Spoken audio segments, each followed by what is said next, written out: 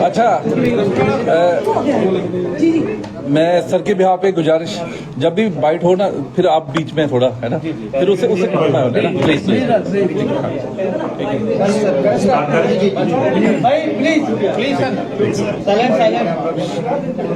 सबसे पहले तो मैं आप लोगों का DPL के इस कॉन्फ्रेंस हॉल में स्वागत करता हूँ। अभी मेरे नॉलेज में एक इशू आया है तो उसको भी मैं रिजॉल्व करूंगा। जो आप लोगों की शिकायत है, ऐसा होना नहीं चाहिए, नेक्स्ट टाइम ऐसा नहीं होगा। और उसके हमारे आज यहाँ मिलने का पर्पस, जैसे कि आप सभी लोग जानते हैं कि अभी 14 तारीख को एक डबल मर्डर यहाँ पे हुआ था, जो कि बहुत अनफॉर्चुनेट इंसिडेंट हुआ हमारे जम्मू शहर में, जिसमें एक सीनियर सिटीजन, उनकी वाइफ का कत्ल हुआ। तो जैसे ही हमें ये इंफॉर्मेशन मिली थ्रू PCR, तो हमारे चौकी अफसर, हमारा SHO, SDPO साहब, हमारे SP रूरल फौरन से मौका पे पहुंचे, मौका मुलायजा किया और इमीडिएटली जो है टीमें कॉन्स्टिट्यूट की गई इस वारदात को वर्कआउट करने के लिए, जिसमें सबसे पहले तो हमारी FSL की टीम जो है उसको मंगवाया गया, स्निफर डॉग को मंगवाया गया, क्राइम फोटोग्राफर को मंगवाया गया। वो सारी फॉर्मेलिटीज करने के बाद डेड बॉडीज को जो है हॉस्पिटल में शिफ्ट किया गया और पोस्टमार्टम। उसके साथ साथ हमारी अलग अलग टीमें और भी कॉन्स्टिट्यूट हुई कि जैसे टेक्निकल एस्पेक्ट्स को देखने के लिए, जिसमें टेलीफोन का मुलायजा करना, CDR का मुलायजा करना, आसपास के जो CCTV लगे हुए हैं मुलायजा करना, लोगों से पूछताछ करना, कुछ लोगों को शक के बिना पे बुला के उनसे पूछताछ करना। इस सारे एपिसोड में परिवार, मोहल्ले के लोगों से और जिन जिन लोगों से हमने पूछताछ की, सबने हमारा पूरा साथ दिया। और इन सब इनपुट्स के बेस पे हम लोग इस नतीजा पे पहुंचे कि ये वारदात किसने की। हमारे पास सबसे बड़ा सवाल ये था कि अब इसको कैसे हम नोट आउट किया जाए, क्योंकि ये आदमी जो है वारदात करने के बाद जो है यहाँ से फरार हो चुका। और सबसे बड़ी दिक्कत की बात ये थी कि ये अपना मोबाइल भी फेंक चुका था, या 3 दिन पहले ही किसी को बेच दिया था। तो वो सारी टीमों ने बहुत मेहनत की, दिन रात लगे रहे, और इसमें इस बीच में आप लोगों का कोऑपरेशन मिलता रहा, आप लोगों से भी फीडबैक मिलता रहा। ये सब करने के बाद कल हमारी टीम जो है उसको अरेस्ट करने के में कामयाब हुई, जिसका नाम दीपक सिंह है, अलियास सोनू, तालाब तिल्लो का ही रहने वाला। इसमें जो मोटी मोटी चीजें हैं वो हमें अभी तक ये पता चली है कि ये आदमी जो है इनका जानकार था, इनके घर में काम करता था, छोटे मोटे काम, जो कभी बाजार से कुछ मंगवाना, जो संजय चंदेल जी हैं उनकी सेहत ठीक नहीं रहती थी, उनकी मदद करना। तो 7-8 साल से इनके कांटेक्ट में था, विश्वास पात्र था, आना जाना फ्री था घर में। और इस आदमी ने ही इस वारदात को अंजाम दिया। इन्वेस्टिगेशन में और भी पता चला कि इसके पीछे वजूहात क्या हो सकती है। तो अभी तक जो हमारी इन्वेस्टिगेशन हुई है वो यही लगता है कि इस आदमी को पैसे की जरूरत थी, जो कि ये बार बार मांगता था। तो बार बार मांगने से जो परिवार है वो इरिटेट था, मैं भी कहीं थोड़ी बहुत कहा सुनी हुई होगी। उसी को लेके अभी तक जो हमारी इन्वेस्टिगेशन थी उसको लेके इसने इस वारदात को अंजाम दिया। इसके बैकग्राउंड में जब हम लोग गए हैं, इसके परिवार से हमने पूछताछ की है।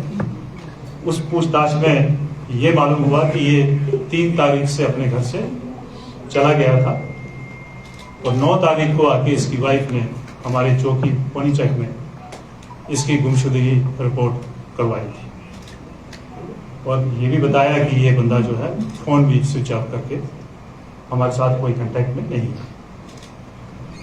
फिर ये अचानक 12 तारीख रात को आता है और अपनी वाइफ से झगड़ा करता और 5,000 लेके फिर से घर से फरार हो जाता है। तो हमें अभी तक ये इन सारी चीज़ों से और अपनी इन्वेस्टिगेशन में ये पता चला है कि कहीं ना कहीं इसके पीछे का जो रीज़न है अभी तक वो यही है कि इसको पैसे की ज़रूरत थी, जिसको पाने के लिए इस हद तक चला गया। अब इन्वेस्टिगेशन जो है वो जारी है। ये सारा जो इन्वेस्टिगेशन है हमारी एसपी रूरल की टीम जो है और एसपी रूरल की जेर क़यादत किया है, जिसमें एसडीपीओ, एसएचओ कंसर्न और आईसीपीपी पोनीचक और इसके अलावा और भी बड़े सारे ऑफिसर जो हमने जुरिडिक्शन को नज़रअंदाज करते हुए उनको भी बुलाया था, इन सब ने मिलकर इस केस को जो है वो रिपोर्ट किया है। अब इसके अलावा अगर आपका कोई क्वेश्चन है। मर्डर पे वेपन कौन सा यूज किया गया सर, किस राज से मर्डर किया गया? देखिए वो जो वहाँ एक रस्सी अवेलेबल थी उसी से इसने स्ट्रैंगुलेशन। सर दीपक सिंह के ऊपर और भी कोई पहले ऐसे कोई केसेस हैं या किसी केसेस में मुलविस है कोई इसकी बैक हिस्ट्री? जी नहीं, इसकी बैकग्राउंड में इसका कोई भी क्रिमिनल रिकॉर्ड नहीं। सर जैसे कि कह रहे हैं कि आप उसका आना जाना घर में फ्री था तो वो चोरी भी कर सकता था, उसको पैसे मांग नहीं मिल रहे थे तो उसने मर्डर क्यों किया आपने?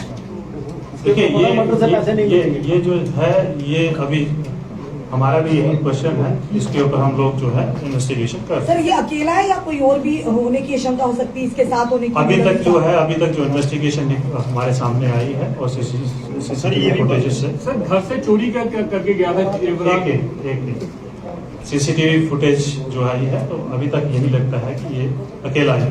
घर से इसे सामान क्या क्या चुराया और रिकवरी कितनी हुई? देखिए सामान के बारे में हम कुछ बता नहीं सकते हैं क्योंकि सामान क्या था घर में, क्या गुम हुआ है वो दोनों बता सकते थे, जिनकी दोनों की डेथ हो चुकी है।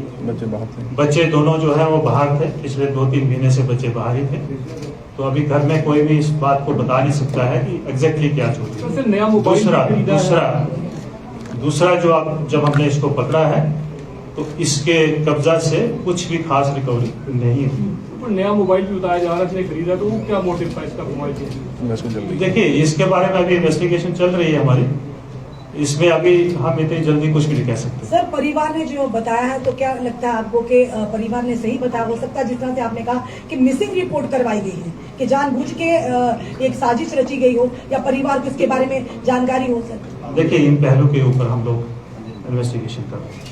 तो जम्मू पुलिस के पास कोई ऐसा डाटा है कि सीनियर सिटीजन कितने अकेले रह रहे हैं? आपकी ई-कॉप भी है, कितना अवेयरनेस करते हैं आप ई-कॉप को यूज करने के लिए डिस्ट्रेस में, खासकर सिटीजन के लिए? देखिए ये चीजें जो है अभी हम जो मेन मुद्दा उसी के ऊपर बात करूंगा, लेकिन मैं आपके माध्यम से सभी जम्मू वासियों से रिक्वेस्ट करना चाहता हूं कि जब भी आप अपने घर में किसी हेल्पर को, किसी आया को या किसी भी बाहर के आदमी को अपनी हेल्प के लिए रखते हैं तो हम ये बार बार, ये मैं आज की बात नहीं कह रहा हूँ कि मैं बता रहा हूँ, लेकिन ये पुलिस लगातार ये बताती है, ये लोगों से रिक्वेस्ट करती है कि आप उनका वेरिफिकेशन, उनका रजिस्ट्रेशन जो है वो थाना में करवाइए।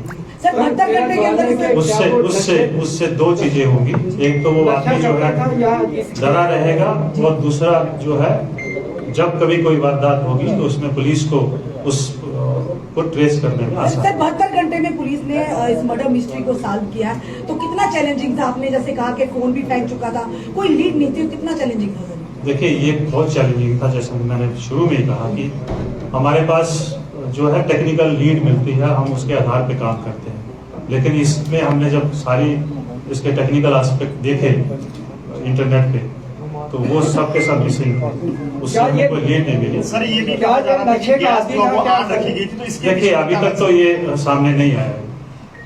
सर इसमें सीसीटीवी कैमरास की कितनी मदद मिली और भविष्य में किस तरह से लोग जो है वो और भी इसे इंस्टॉल करें ताकि इस तरह की गतिविधियां जो रोकी जी जाए? ये बहुत अच्छा क्वेश्चन आपने किया जो कि हमारी सुरक्षा व्यवस्था के साथ जुड़ा हुआ है। मैं आपके माध्यम से सभी जम्मू वासियों से रिक्वेस्ट करता हूँ कि अपने घर के अंदर तो लगाइए, लेकिन घर के बाहर सड़क को भी कवर करे, आपके गेट को कवर करे, आपके पूरे घर को कवर करे, उसमें सबको लगाना चाहिए। इसमें ज़्यादा खर्चा भी नहीं आता है। दूसरा मैं आपको ये बता दूं कि हमें सीसीटीवी फुटेजेस से ही ये को क्रैक करने में बहुत ज़्यादा मदद मिली है, जिसमें हमारी मदद जो है जीएमसी की जो कंट्रोल रूम है जहाँ पे सीसीटीवी फुटेजेस आते हैं, उन्होंने हमारा बहुत इसमें सहयोग किया है।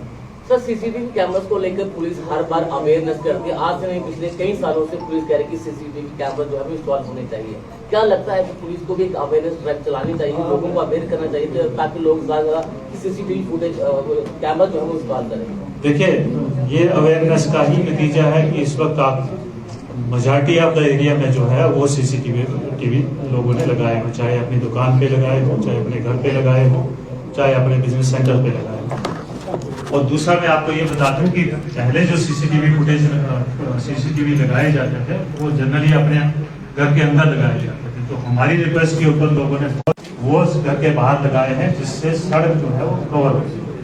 सर, पुलिस ने बार बार आम जनता को ये भी कहा कि अगर कोई भी टेनेंट रखते हैं तो उसकी जानकारी पुलिस को, स्थानीय पुलिस स्टेशन चौकी में हो, तो क्या लगता है अगर कोई घर में काम करने के लिए किसी को रखते हैं हेल्पर के तौर पर, उनकी जानकारी भी पुलिस को होनी चाहिए? सर देखिए, ये तो हम लोग इसमें पर्चे भी लगाते हैं कि जिन लोगों ने टेनेंट अपने घर में रखे हैं, तो उसमें हम FIR भी लगाते हैं जिन लोगों ने रिपोर्ट नहीं की। तो हम तो ये बार बार कहते हैं कि अपनी सुरक्षा और सेफ्टी के लिए हर किसी को अपना ध्यान रखना बड़ा जरूरी है। उस सेफ्टी में ये चीजें भी आती हैं कि आप किसी को घर में रख रहे हैं, उसका प्रॉपर वेरिफिकेशन होना चाहिए। सर, ये ऑटो चालक ही था जिस तरह की बातें थी, ये प्रॉपर उनके